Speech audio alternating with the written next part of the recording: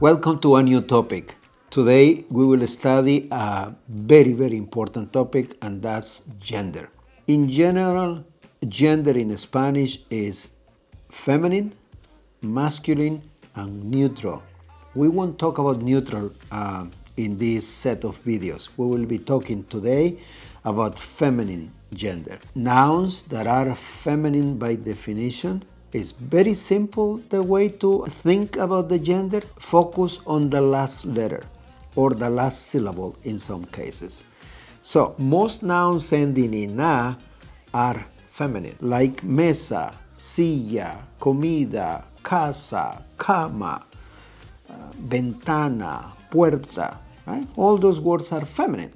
Why? Because they are ending in a. B. Nouns ending in sion, S-I-O-N, acento over the O, or sion, C-I-O-N, acento over the O, or gion, G-I-O-N, acento over the O, are feminine, and there is no exception to that rule. There is 100% rule. Every single word that you hear ending in sion or gion is feminine no matter what. C. Nouns ending in isis, itis, or esis are all feminine. In general, isis and itis are endings related with medicine or illness, like laryngitis, meningitis, or esis like thesis. All those are feminine. D. Nouns ending in de, in the vast majority, are feminine.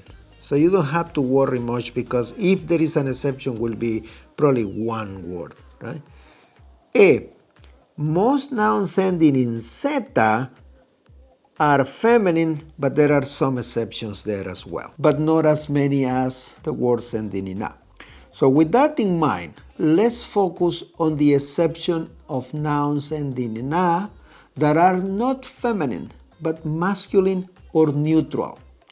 So let's go back into that specific topic. I will erase this thing and I will write down some words that are masculine even though they ending in a. Right? The first one that is an exception to the general rule of words ending or nouns ending in a are feminine are these, let's say, there are many, but let's say these four nouns that are very popular, very common, and most likely you will use it pretty much every day. The word dia is masculine. Don't say la dia, is el día or un día. Mapa. That is very similar to the word in English map. You put an a and you have the mapa word. That's masculine in Spanish, even though it's ending in a. Right? Those two are exceptions. We'll give you another one that is very similar to English, except for the acento and the pronunciation that you do in English and the pronunciation that we do in Spanish. If I don't put the acento here, I have to say sofa. But if I put the acento here, as I should in Spanish, I will say sofá. That's a palabra aguda, having the stress in the last syllable, carrying acento. Sofá is masculine. And probably the most masculine of all is the word papa. Papa, right? Father. Right? Those four are masculine, very common. I will give you one more that is not that common, but it's also masculine. Panda, the bear, right? The panda bear, right? That's masculine. And I will give you the last one, planeta, like the planet, right? Very similar in English. Planet is probably an English word. You are das planeta en español, and is masculine as well.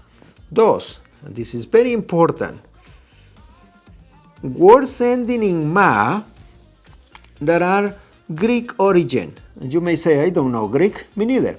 But you will see the similarity between these words in Spanish as well as in English. I will write it down in English first, and then I will transform it into Spanish. You are familiar with this word in English, right? Problem. Guess what? You put an A and becomes a Spanish word. Problema, that's masculine. Don't say la problema, el problema, un problema. Why? See this ending, ma. And that word is coming from Greek, and that's why it's so similar in English and in Spanish. You can guess the meaning, at least, of this word because it's very similar to English. And all the ones that I will write down here are very similar in that sense. If I say sistema, right? You say system, you spell it differently, but very similar. Sistema is also masculine. If I say poema, right?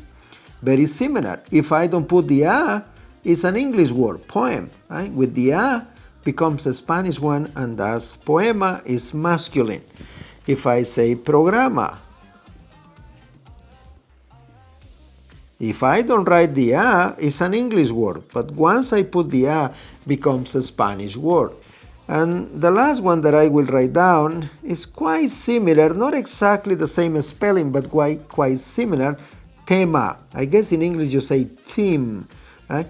That's a Spanish word and is also masculine. See, you can hear the similarity between English and Spanish. Why is that?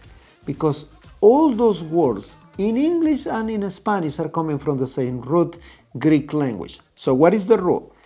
Words ending in ma in Spanish that are coming from the Greek are masculine in Spanish. Now, you don't have that problem in English because there is no gender in English, but we do have gender in Spanish. And finally, I will write down here some words ending or some nouns ending in a. Most of them, those nouns are professions, and they are neutral in the sense that depending who is the person doing that profession will be masculine or feminine. Right? So if you are, let's say, the word dentista, right? Very similar to English, right? Dentist is an English word. Once I put the A, becomes a Spanish word. Now, dentista can be masculine or feminine depending who is the person doing that action. If you are visiting a male dentist, that will be el dentista. If you visit a female dentist, right? Well, that word will be feminine, la dentista. In that sense, is that I says these are neutral gender because depending on the person that executes that profession, that person gives the word the gender. Similar to dentista, we can say deportista, atleta, poeta, and so on. So all these words are neutral gender because they get the gender from the person that execute the action. So they can become masculine or they can become feminine depending who is the person. But we never change the ending even though it's a male person executing that action. Be careful with that, right? I hope that you find this topic fascinating. Let me tell you two things before I close the video. First of all, what this video will give you is some kind of tools to make educated guesses. Why is that? Because the gender thing is an endless topic. You may find new words that you don't know if they are masculine or feminine. You have to make a guess. Well, this video will empower you to make an educated guess, to minimize your chances to make a mistake. And if you make a mistake, do not worry, we learn through mistakes. If you learn from that mistakes, it will be a good thing. Practice your knowledge, open the internet and practice and practice and practice until you get this topic and you feel more confident to control the gender thing, especially in this case, the feminine nouns. So long for now.